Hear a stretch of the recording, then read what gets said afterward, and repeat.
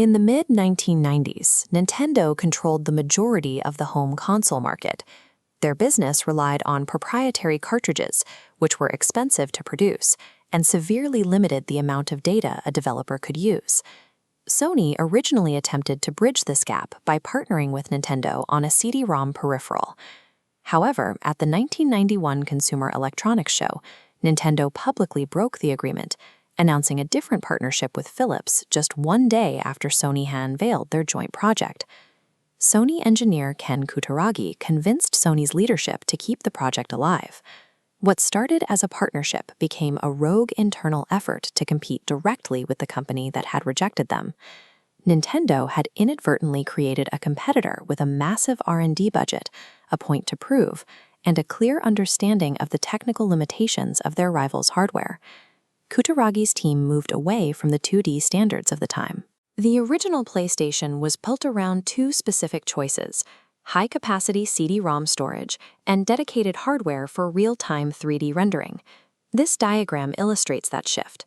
While previous systems focused on manipulating flat 2D sprites, the PlayStation Silicon calculated the geometry of 3D polygons, wrapping them in textures as the player moved through the environment. This capacity allowed for cinematic titles like Final Fantasy VII. By using multiple discs, developers could integrate pre-rendered backgrounds and hours of video, data levels that were impossible on a standard cartridge.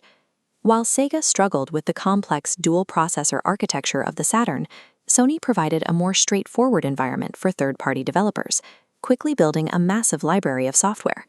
The PlayStation's success proved that a focused hardware strategy could shift the industry's center of gravity from toy manufacturers to electronics giants. For the PlayStation 2, Sony expanded their scope.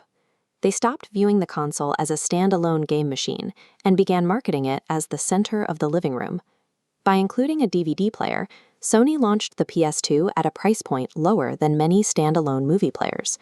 For millions of households, the console became the primary reason to upgrade their entire home theater setup.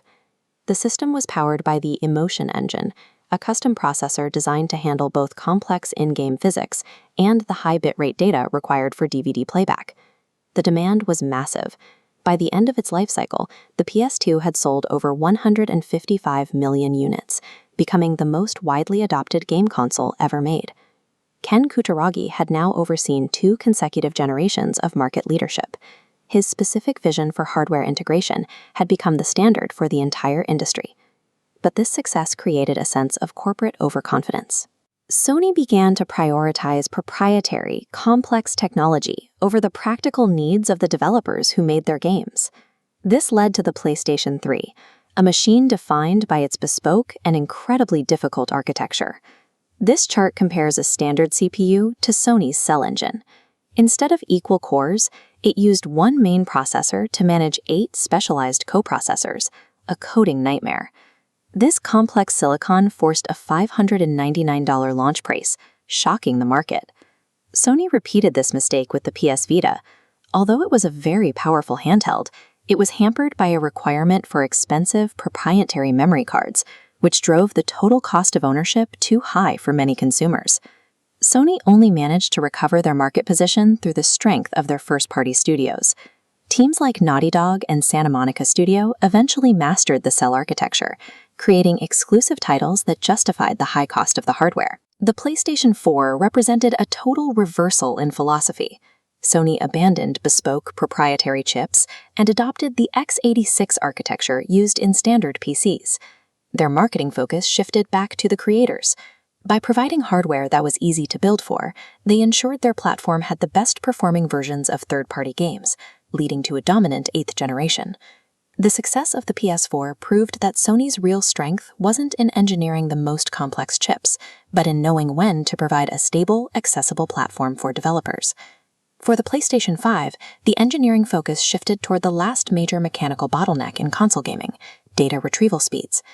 This diagram shows the leap from a traditional hard drive to the PS5's custom solid-state drive. By moving data at 5 GB per second, the console loads massive game worlds installed instant, removing the need for loading screens used to hide data streaming. They also introduced the DualSense controller. It uses voice coil actuators to create precise haptic feedback, allowing players to feel specific textures, like the grit of gravel or the resistance of a trigger through their hands.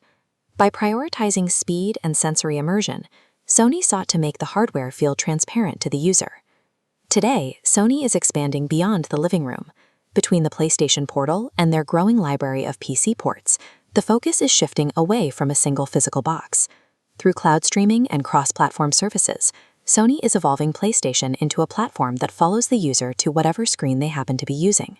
From Kutaragi's first 3D chips to the elimination of loading times, the history of PlayStation is defined by these specific silicon gambles.